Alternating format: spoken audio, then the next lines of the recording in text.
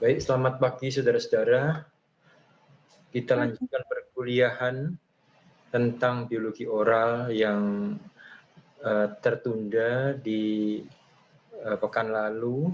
Kita membicarakan tetap tentang gangguan endokrin dan sistem tumbuh kembang di rongga mulut, ya.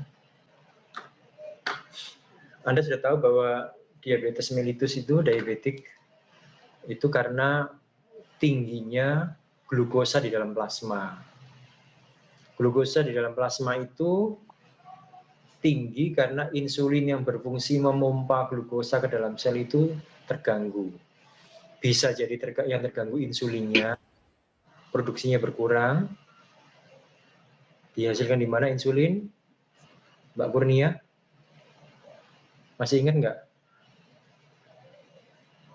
Iya. Kurnia, Iya, kenapa? tolong Anda jelaskan kira-kira insulin dihasilkan di mana, Mbak? Di sel beta pankreas, dokter. Videonya tolong dinyalakan, Mbak. Iya, dokter. Mbak Safira juga tolong dinyalakan videonya, ya.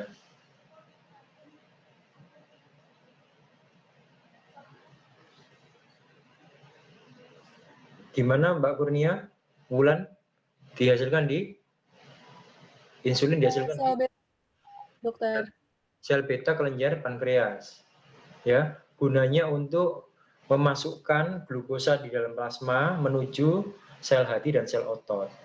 Jadi kalau insulinnya kurang atau insulinnya cukup sebetulnya cuma reseptornya yang kurang, maka insulin tidak bisa bekerja memasukkan glukosa ke dalam sel hati dan sel otot.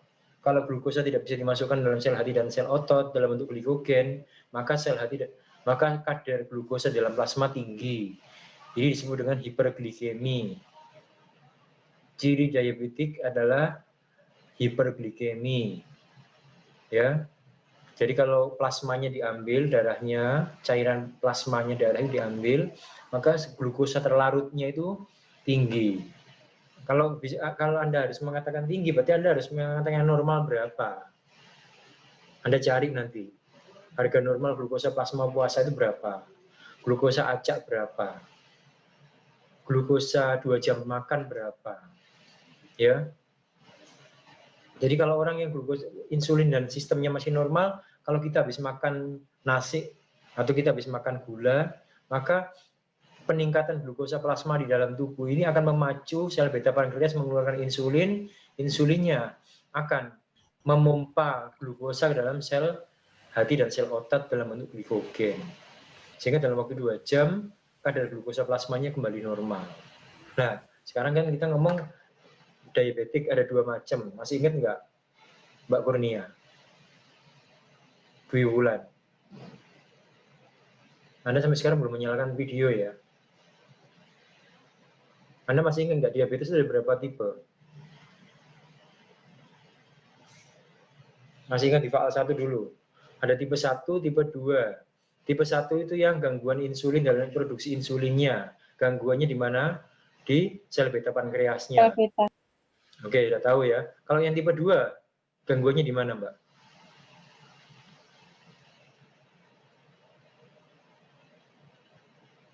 Diabetik tipe 2. Anda akan, sisa hidup Anda itu akan berurusan dengan pasien-pasien begini loh, Mbak. Nanti akan datang banyak ke pasien gigi karena banyak sekali gangguan gigi yang dialami oleh orang diabetes. Jadi orang diabetes itu pasti akan berkunjung ke dokter gigi, itu pasti sudah. Sudah nggak ada kemungkinan lagi, sudah pasti. Karena orang diabetes itu salah satu manifestasinya yang nampak itu di gigi, di gusi, di rongga mulut. Jadi dia pasti akan ada kelainan gigi dan itu pasti akan datang ke dokter gigi, datang ke Anda. Jadi Anda akan dealing dengan orang-orang seperti ini, gitu loh. Jadi ini bukan hidup, jangan bayangan Anda pasien diabetes itu, oh itu urusannya dokter penyakit dalam. Iya kalau mengobati diabetesnya. Tapi kalau mengobati giginya yang related dengan diabetes pasti kita lah. Dan kita harus aware dengan itu kan. Diabetes tipe 2 itu gangguannya di reseptornya. Sehingga biarpun insulinnya cukup, reseptornya nggak ada, tetap aja insulinnya nggak bekerja. Kira-kira di masyarakat itu Mbak Kurnia lebih banyak diabetes tipe 1 atau tipe 2, Mbak? Biasanya tipe 1, dokter. Tipe 1 itu yang dari anak-anak lahir, Mbak. Jadi jarang itu. Jadi itu genetik. Jadi penyakit yang dibawa. Jadi kalau Anda pernah dengar anak-anak usia TK sudah disuntik insulin, itu diabetesnya tipe 1. Kalau diabetes yang didapatkan pada orang-orang usia 40, 45, 50, karena kegemukan, karena nggak pernah bergerak, karena stres, karena makannya salah, itu semua adalah diabetes tipe 2.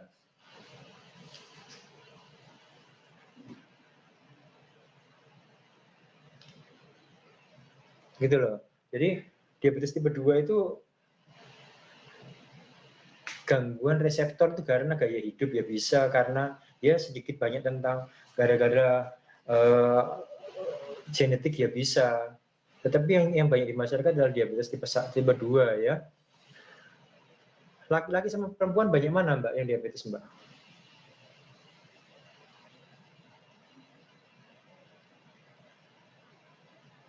Di screen-nya sudah ada loh Mbak, tinggal baca aja. Laki-laki. Banyak laki-laki ya. Jadi kalau kita tahu petanya yang disebar oleh Prof. Nishimura kemarin, negara-negara maju memang lebih banyak menderita diabetes. Sebab Indonesia pun juga sudah mulai meningkat karena gaya hidup. Karena yang Anda minum itu selalu boba, selalu makan makanan manis. Kalau Anda saya lihat di sosmed Anda itu kan makanannya manis-manis terus, ya kan? Mulai itu karena Anda banyak makanan manis. Sekarang masih muda, saya sekarang masih muda, tapi waktu berjalan dan Anda nggak mengurangi makanan manis itu usia 30, 35, 40 bisa kena. Gitu ya. Ya, karena yang dijual, yang Anda lihat di sosmed itu adalah makanan manis terus ya, akhirnya mesti makanan manis, jadi itu adalah lifestyle ya. Kecuali saya salut kalau, tapi ini jarang ya, karena saya juga nggak menyalahkan. Anak seusia saudara sudah gaya hidup sehat, sudah mengurangi gula, sudah banyak makan sayur buah, itu saya salut. Tapi itu nggak banyak, dan itu juga saya mengerti karena masih muda. Cuma pergeseran gaya hidup inilah yang membuat jadi bom waktu nanti. Kalau Anda nggak waspada. Yang Anda makan itu tepung-tepungan terus, ya kan? Tepung, minumannya semua manis. Cake itu manis semua, jajanannya manis semua. Mana ada sekarang yang Anda sekarang di sini, ada di sini snacknya ubi jalar yang direbus, nggak ada. Yang snacknya sore nanti singkong bakar, nggak ada, ya. Snacknya semua manis, ya. Minumannya juga semuanya manis, ya. Nah, ya jadi inilah kira-kira problemnya. Ya. Yang nomor 1 adalah juvenile diabetic atau insulin dependent karena insulinnya kurang memang. Yang tipe 2 itu non insulin dependent, insulinnya cukup tapi diabetes, gitu loh. Nah, kalau nomor 3 ini ada tapi jarang. Yang biasanya nomor 1 sama nomor 2 ya. Jadi yang nomor 2 ini insulinnya cukup tapi diabetes karena apa? Karena reseptornya kurang. Reseptornya rusak karena gaya hidup, kurang bergerak ya. Kemudian makanannya terutama. Makanan itu paling berat memang. Kalau sudah terbiasa sama manis, lidah ini nggak mau makan kalau nggak manis, gitu ya. Padahal manis itu nanti sarangnya diabetes, sarangnya gemuk, ya itu karena manis semua, ya. Nah ini coba kita lihat kan, tipe 2 itu di atas 45 kan, impaired glucose tolerance, distribution of fat, excess of body weight, family history, inactivity, nggak pernah bergerak, ya.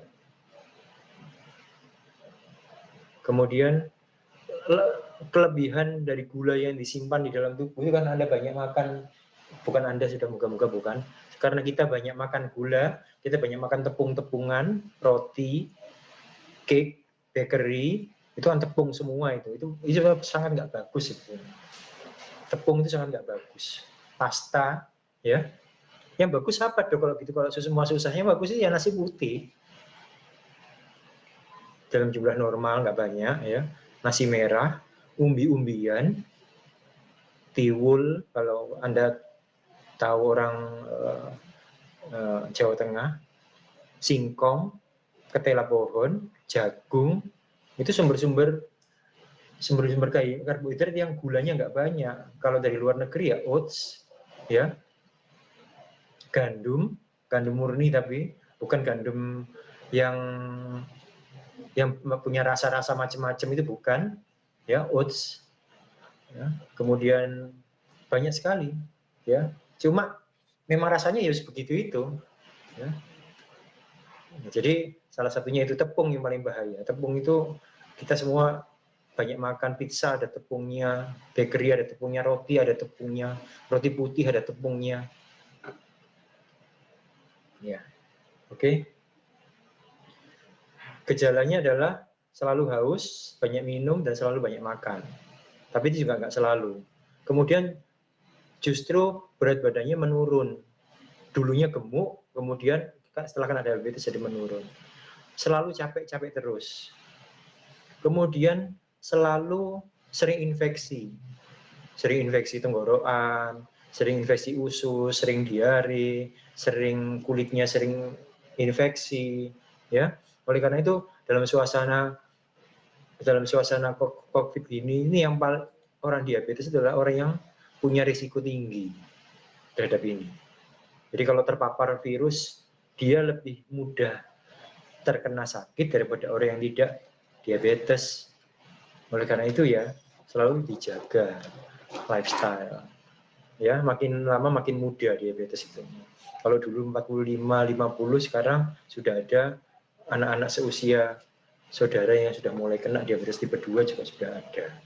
Oleh karena dijaga, satu, jangan gemuk kalau bisa. Entah gimana caranya deh. Jangan gemuk.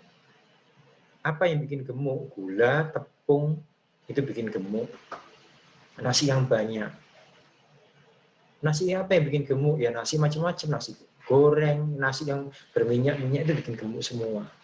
Namanya nasi putih secukupnya, ya. Jadi jangan gemuk, jaga makan. Manifestasi diabetes di rongga mulut itu sangat banyak. Jadi oleh saya berkali-kali bilang, Anda dari dokter gigi pasti akan dikunjungi oleh orang diabetes itu pasti, ya. Karena apa? Karena ada penurunan daya tahan tubuh, maka ekosistem di dalam mukosa ini berubah. Jadi banyak jamurnya. Record yang tadi gimana ya? Sebentar ya, Mbak ya. Moga-moga record yang tadi nggak hilang. Oke, moga-moga nggak hilang deh. Kalau hilang nggak tahu. Kemudian glossitis, lidahnya juga pecah-pecah, burning mouth syndrome, ya, dan lain-lain, ya. Yang paling banyak, yang pasti itu adalah periodontitis nanti, ya, periodontitis, gingivitis. Jadi kalau Anda melihat orang gingivitis seluruh rahang begini, kalau cuma satu mungkin nggak apa-apa, tapi kalau seluruh rahang atas bawah, seluruh regio, maka Anda harus curigai dia diabetes. Anda curiga itu bukan berarti kemudian Anda rawat diabetesnya, enggak, Anda rujuk ke dokter penyakit dalam, tapi Anda jadi screening, ya, untuk orangnya diabetes apa enggak cuma gini, ada orang gini datang, Anda rawat giginya dok, kemudian Anda enggak curiga ini diabetes dan enggak Anda rujuk ke penyakit dalam, orang ini akan menderita diabetes tanpa diketahui, malah kasihan orangnya nanti. Jadi Anda minimal kalau dapat gini, Anda semua regio ya, Anda scaling, atau Anda setelah scaling kemudian cek ke laboratorium, dicek gula darah puasa lengkap, ya, hasilnya gimana. Kalau hasilnya normal ya oke, kalau hasilnya nggak normal Anda bisa rujuk ke dokter penyakit dalam, ya. Nah, saya bilang kan, severe case of periodontal disease, ya. Periodontitis, kalau lihat giginya modet-modet semua, kalau cuma satu enggak, Mbak. Kalau cuma satu, giginya seperti ini cuma satu, ya kita masih bisa lah mengeliminir kecurigaan, itu masih bisa. Tapi kalau semuanya atas bawah, ya mau nggak mau kita harus curiga kalau dia diabetes, ya. Ada periodontal abscess juga, ya. Ada vitiligo, ya. Tapi ini nggak semua, ya. Ini autoimun seperti ini hanya penunjang. Penunjang kalau ada, lihat giginya seperti tadi, kemudian ada vitiligo di kulit-kulitnya, ini Anda curiga, ya. Kemudian pada orang diabetes dianjurkan untuk regular dental visit, ya. Jadi memeriksakan giginya secara rutin 1 bulan sekali, ya. Kemudian infeksinya juga harus dikendalikan, jangan membuat luka yang besar, ya. Kalau sudah terlanjur harus operasi, ya harus dikendalikan gula darahnya supaya penyembuhannya bisa optimal, ya. Nah, sekarang pregnancy and oral health ini yang menarik, ya sebenarnya. Ini cukup menarik karena nggak banyak masyarakat ketahui. Ini kalau masyarakat banyak yang tahu, Anda nanti nggak bisa tidur, loh. Anda nanti ramainya pasien seperti juga dokter Objin. Kalau dokter Objin itu rame, dokter gigi juga rame, karena apa? Orang hamil itu pasti harus memeriksakan gigi, ya.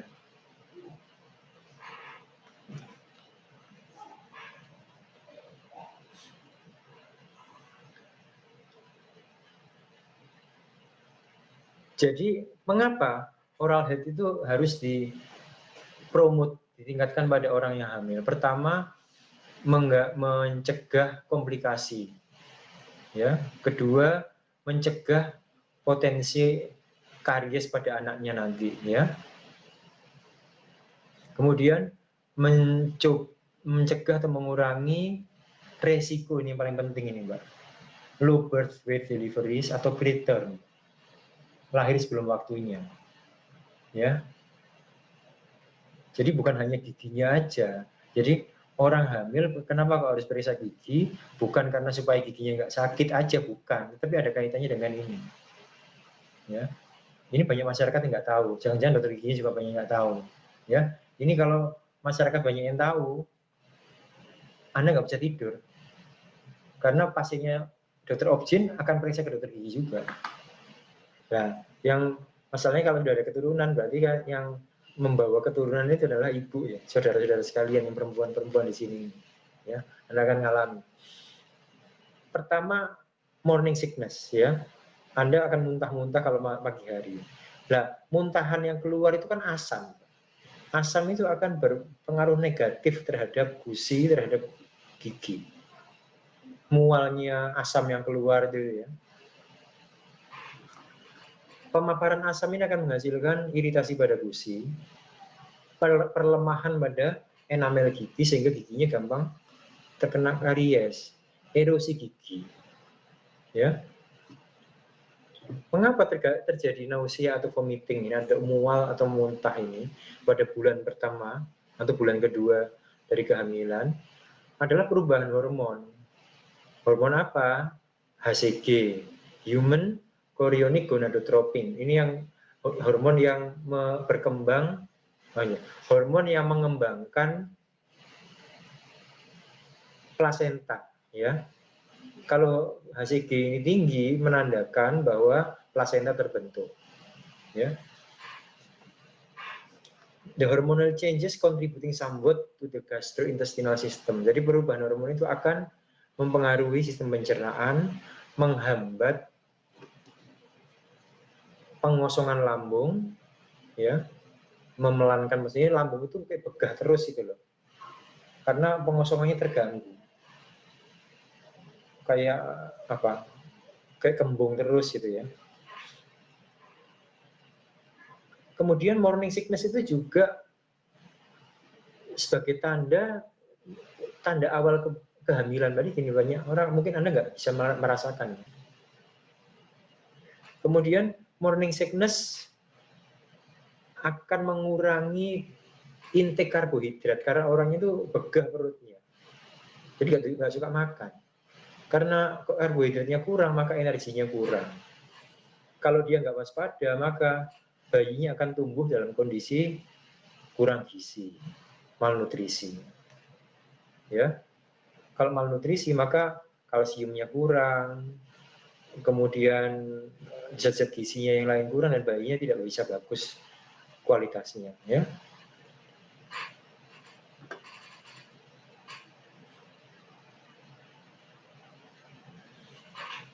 Ini tadi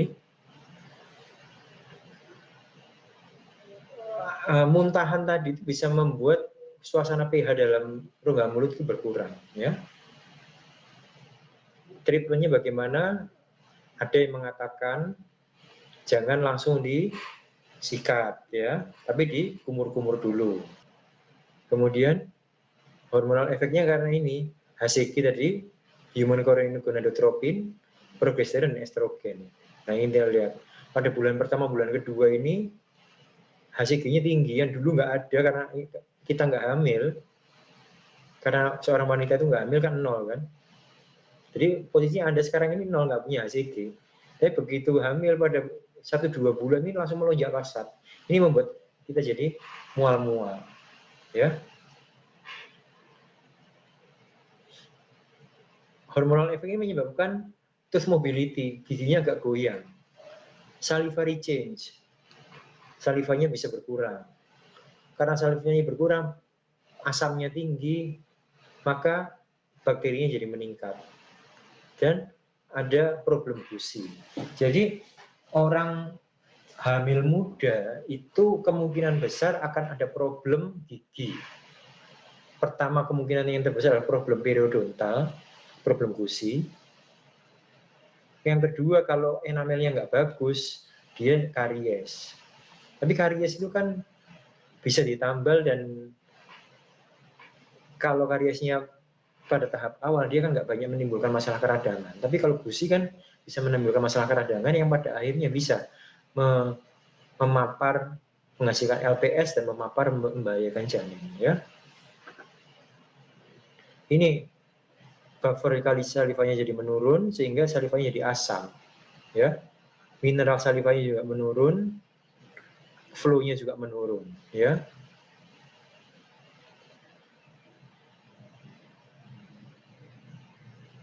Bakteri dalam mulut meningkat karena keasaman meningkat. Ya. Kemudian ibu-ibu hamil itu untuk melawan mualnya, dia sukanya snacking. Untuk melawan mual, kira-kira snack apa, rasa apa yang dipilih, Mbak Bini, kira-kira? Biasanya kalau ibu hamil kan sukanya mangga muda ya, Dok? Ya, makan yang asam juga. Pokoknya nggak mungkin ibu hamil itu makan sesuatu yang membuat dia jadi mual. Jadi makan yang tawar-tawar itu nggak mungkin. Ya bukan nggak mungkin ya, kemungkinannya kecil ya. Karena apa? Dia untuk melawan mualnya, dia harus makan yang asin misalnya, snack-snack bahasanya, potato chips yang asin atau yang manis. Apa? Makanan manis. Cake atau roti atau apa. Jadi selain badannya gemuk, jadinya dia juga di dalam rongga mulutnya banyak gula-gula. Sehingga kuman juga akan cepat tumbuh dan akan meningkatkan kemungkinan karies. Kalau sudah ada karies, maka kariesnya akan cepat gede, akan cepat makin parah. Kalau belum ada karies, akan meningkatkan kemungkinan karies baru.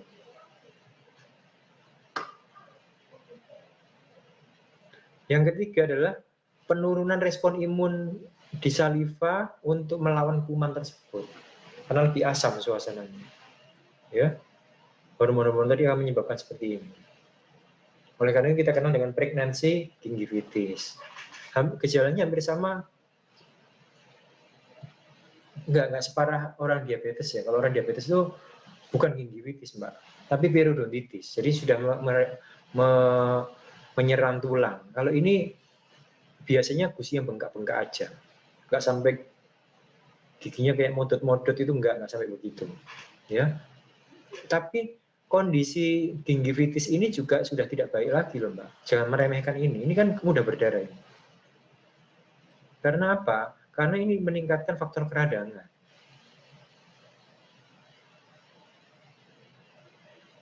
Ya, dia meningkatkan faktor keradangan, LPS-nya meningkat sehingga membahayakan keradangan, membahayakan kondisi janin. The cell mediated immune response, jadi sistem imunnya akan dipres, akan ditekan selama kehamilan. Ya, kan? Ini di antara gigi sama gigi ini mestinya kan smooth terapi kan. Anda kan sudah pernah mengukir gigi kan. Nah ini justru swelling ini, bendol-bendol ini ya. Swollen or puffy, empuk. Gusi yang bagus itu akan lebih kenyal. Ya, ini justru empuk. Ini kalau ditekan berdarah. Jadi kalau menyikat gigi, ini akan berdarah. Ini adalah faktor keradangan, empuk tender. Nah, epulis itu seperti abses ini, tapi besar. Ini kalau Anda praktek nanti sering Anda ketahui. Orang di orto juga ada kayak gini kadang-kadang. Coba yang pernah orto mungkin pernah alami gini. Gusinya bengkak. Ya. Ini kalau ditekan gampang berdarah. Ya. Ini orang hamil kayak gini. Sampai sebesar ini ada ya. Nah, ini kan sama aja seperti membuat keradangan kan. Ya. Akhirnya apa? Keradangan-keradangan itu mau terbawa faktor-faktor keradangan IL6, IL1, ya, LPS dan lain-lain itu terbawa ke janin dan mengakibatkan preterm low birth weight linked to periodontal disease. Bayinya bisa lahir sebelum waktunya. Apa istilahnya itu, Mbak? Prematur. Prematur. Preterm. Jadi lahir prematur itu bisa disebabkan karena gigi. Karena periodontal disease particularly. Jadi lebih banyak, jadi saya ulang lagi, kalau untuk problem giginya orang hamil itu lebih banyak ke arah periodontitis daripada karies. Yang mempengaruhi kualitas bayinya ya, kualitas kehamilannya adalah periodontitis. Karies memang ada salah satu resiko, tapi karies yang media dan superficial itu tidak menyebabkan resiko ini. Tapi periodontitis yang banyak menyebabkan resiko kehamilan tersebut. Nah, ini kalau masyarakat tahu dan orang-orang di posyandu, kemudian orang-orang di puskesmas mensosialisasikan ini semua, Anda nanti praktek nggak bisa tidur, Mbak. Nggak bisa tidur karena kalau kebanyakan pasien membersihkan karang giginya, orang hamil terus. Ya. Jadi Anda jadi dokter gigi kalau bergabung dengan BPJS, maka Anda akan kebanjiran pasien. Ya. Tidak dengan BPJS pun bisa asal masyarakat tahu ini. Ya. Through calculus removal in pregnant woman with periodontitis may reduce preterm birth. Jadi lahir prematur itu bisa dikurangi dengan cara kalkulus removal. Anda bersihkan karang giginya orang hamil tersebut. Ya. Nah, mengapa? Karena ini tadi radang di gusi ini bisa menyebabkan LPS yang terbawa masuk ke placenta. The bacteria associated with periodontal disease are capable of stimulating excessive production of cytokines and prostaglandin, initiating preterm labor and delivery. LPS ini bisa menyebabkan peningkatan sitokin dan prostaglandin. Ini kedua-duanya faktor radang. Faktor radang. Termasuk kegemukan itu juga faktor radang. Sudah ingat kan kuliahnya Prof. Nishimura kemarin? Fat deposit dalam tubuh kita itu kalau kebanyakan kalau kita obes, kalau kita jangan obes, kita bolehlah overweight tapi jangan obes. Kalau kita obes, maka fat deposit dalam tubuh kita itu juga memicu sitokin dan prostaglandin. Seperti ini, ada radang dalam tubuh kita. Radangnya ini bisa nanti merusak pembuluh darah. Nah ini coba, ini kalau orang yang no treatment, maka preterm birth-nya itu 6% kemungkinannya. Kalau dipoles dan dibersihkan, ini karang giginya sedikit sekali, hampir 0%. Gambar ini Anda save, Anda tunjukkan ke orang-orang ibu-ibu PKK kalau Anda KKN gitu ya. Jadi penyuluhannya itu bukan lagi penyuluhan tentang cara membersihkan gigi itu yang baik gini loh Bu. Mereka sudah banyak tahu itu Mbak. Ya, sudah banyak tahu, tapi Anda kasih informasi kepada ibu-ibu kalau Anda praktek kerja atau apa, bahwa kesehatan gigi, terutama kesehatan gusi, itu penting dijaga untuk menjaga supaya bayinya tidak prematur dan tidak berat badan lahir rendah, lahir dengan berat badan rendah, ya. Nah, kesehatan periodontal itu dipengaruhi oleh bagaimana kita menjaganya selama ini, pertama. Kedua, bisa juga terganggu karena 1-2 bulan pertama selama kehamilan seorang ibu akan mengalami muntah-muntah karena gangguan hormonal tadi. Muntahan-muntahannya itu bisa juga mengganggu periodontiumnya. Jadi Anda buat ya, periodontitis karena gangguan hormon, karena morning sickness, dan ini semua bisa menyebabkan gangguan janinnya nanti.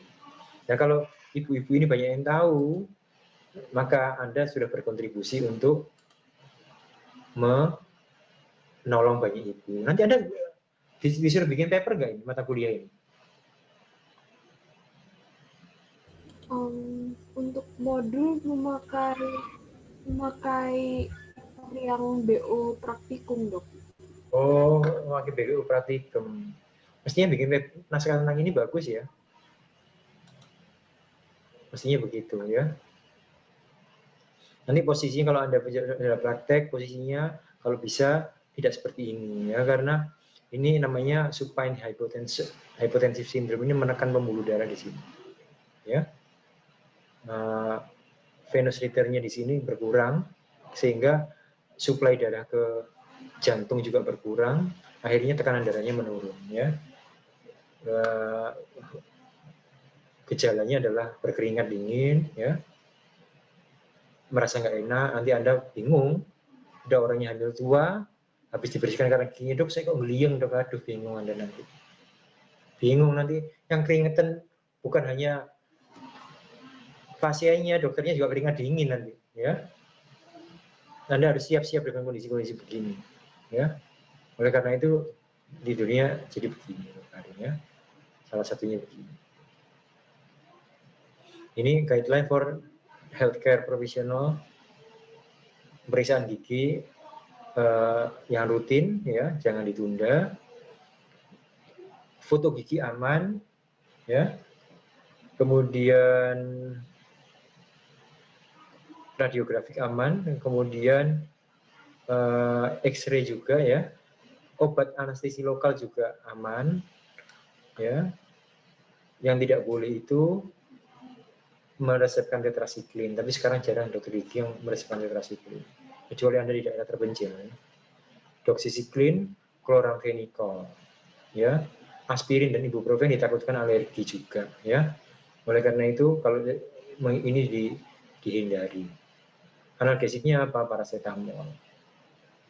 Antibiotiknya apa? Penisilin, clindamycin, ya. Ini kalau Anda meresepkan tetrasiklin, maka janinnya nanti kalau gede jadinya begini kan kasihan. Ya. Ini ringkasannya. Kalau jadi gangguan giginya kalau di pregnancy itu adalah gingivitis. Kalau diabetes, periodontitis terutama. Tapi ada serostomia juga, mulutnya kering, candidiasis, sialosis, ya. Kemudian paratiroid bagaimana, dan lain-lain. Coba dibaca buat intisarinya sendiri, ya.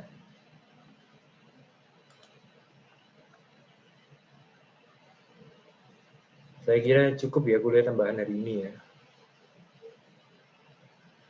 Oke. Ya, dihibur dirinya sendiri supaya gembira ya. Tapi tetap disiplin jaga protokol kesehatan. Oke. Saya kira cukup. Wabillahi taufik. Wassalamualaikum warahmatullahi wabarakatuh. Waalaikumsalam. Waalaikumsalam warahmatullahi wabarakatuh. Terima kasih dokter. Terima kasih dokter. Terima kasih sama-sama. Terima kasih dok.